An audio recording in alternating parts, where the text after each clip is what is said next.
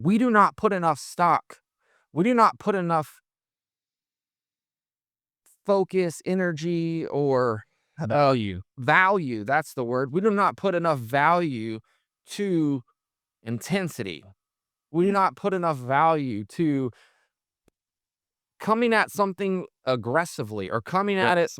with Yes. a high degree of energy, right? And where I'm gonna push back on this is like it needs to be done in balance. You shouldn't be coming out scorch earth energy. Nothing should be done that way. But you need to figure out how to come with a rah high energy, right? But balanced with level headed reflection, standards, and still loving people. And I think what balances, here we go. What what balances the intensity out is gratitude and grace. So maintaining gratitude and grace with high intensity. But the reason I say this is because if you're wanting to move something big, right, or you're wanting to overcome something that you've been doing that's been a hardwired program in you for 30 years, 35 years, 40 years, do you think that's going to just require a little bit of energy, right? Or if you're wanting to, do something that's going to be a nationwide brand, or you're wanting to change something at scale, you think something that large can be done with nonchalant energy? No. No, it's going to require a high degree of intensity, and you're going to have to show up with that intensity every single day, right? In order to move something to scale, in order to make it through this growth journey, in order to get through the pain that's going to come with this journey, you cannot go about it with a nonchalant vibe or energy. It's not going to work. Now, but you should not be out of balance. You should not be intense. You should not be scorch earth. You should not be just ripping people's heads off all the time. Like that's not good either, right? So you got to figure out what does that balance look like. But I often cuz I do come at stuff with an intensity. I do take things seriously and I feel like I get put into a box a lot of times that I don't deserve to be in because I am being reflective. I am being aware of myself and I'm constantly asking myself, was that required, right? In that moment.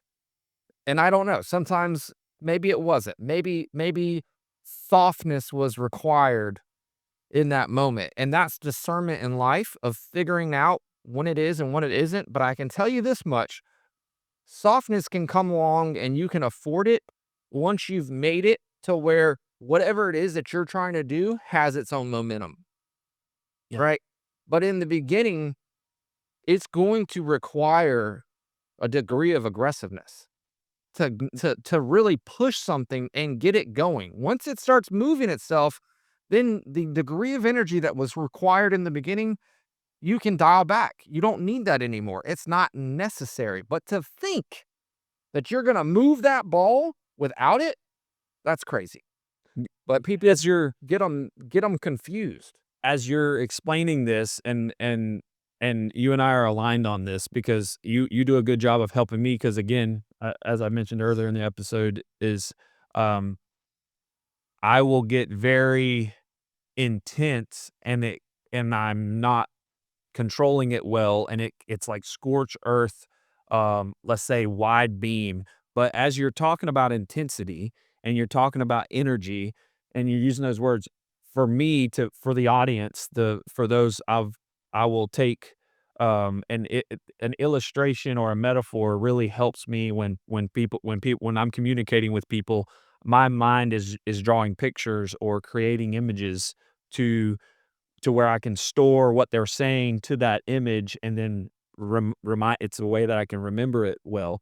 And everything you were just describing and all of that description, I had the vision of and the image of a laser in my head. And as I looked it up, the energy, the intensity can as listeners are hearing this, that sounds like um masculine, big, rah-rah, almost, what's the word people use? Not rambunctious, but, um, maybe it is rambunctious, but almost like loud and uh chaotic Mm. almost.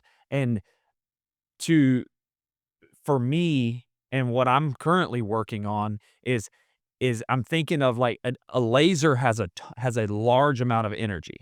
Like But a it's l controlled. and that's why the laser made sense to me. Also, this is getting into a little bit of the science, but I think there's some juice here. The laser has heat. It's one of the trade-offs is if is you have electrical, chemical, and light energy, pointed, and we're saying in a specific area, so it's controlled, it's under control, like it's in a controlled beam, Environment. but also it has a trade-off, which is it does create heat, right? And I think that's where a lot of this is.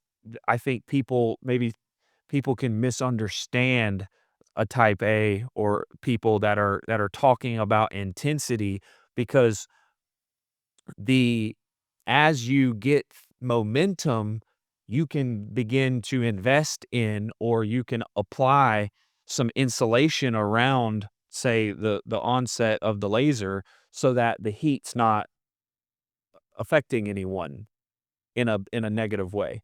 But in the beginning, if you don't know what type of insulation you need, or you're not really or you're so focused on getting this laser beam going, um, there's going to be some thermal energy and people need hopefully people can understand that. But I think that's where I think a lot of people get thrown off is where they're like, we're talking about an intense laser, a very controlled, calculated, under control intensity, not a wildfire of lava just spilling all over. Again, coming back to like scorching earth people, if you have a lot of tenacity or energy around something, you can, if it's not controlled, start to scorch earth. And when I say scorch earth, I'm mostly meaning relationships. Like you can just anybody can get it. Yeah. This person can get it, that person can get it. Well, that person doesn't need that. They actually need a version of you because they're on another level than these other people. They don't need that. They and that is where discernment comes in. And but but again, I think if for the listeners, and I think for myself, I'm gonna take away from this, but is we're wanting that laser energy where it's a ton of energy, but it's not just spread everywhere. And I think that's what I've got confused on is where I'm like, well, I need to get intense.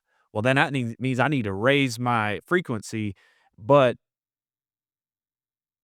that's okay, but when you can raise your frequency and control it, that's a better outcome. That's the goal. Yes. So 100%, you got it. It's got to be controlled. That's the key, right?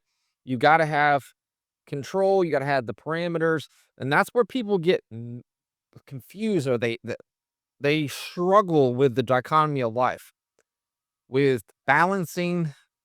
Which I think, to me, like, it's funny that it's called a universe, and then when you go to college, it's called a university, right? And so this is just my opinion. The universe, right, or reality here is a school on teaching us how to balance the dichotomy of life, right? So with what we were just talking about, right? So a large part of that, and it throws people off that are, say, very feminine. That's extreme large masculine energy that we were just talking about. But that would be masculine energy that's out of balance, Yeah. right? And then what's going to help bring it back to center is its counterweight, feminine energy, right? So you gotta marry that with the love, with the grace, with the gratitude, and that's what stops it from burning up or scorching earth everybody, right? That's what keeps it balanced. So learning to develop the lens in which you view reality through, to where it's not just a masculine lens or not just a feminine lens, they're both there and you're seeing Yeah. through both of them simultaneously at the same time, which changes the view completely and gives you the highest probability of getting a balanced on target result, right? Yeah. But it's not knowing that that is the filter in which you should be looking through, or the lens that oftentimes leads us, in my opinion, to results that are overly one way or overly the other. Because typically that's what you see. You either see the polar opposites, right?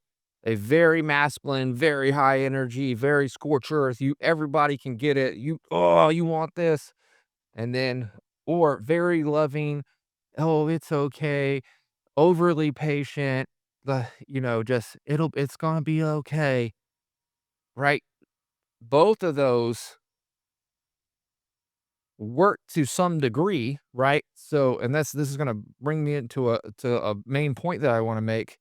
Both of them work to some degree, right?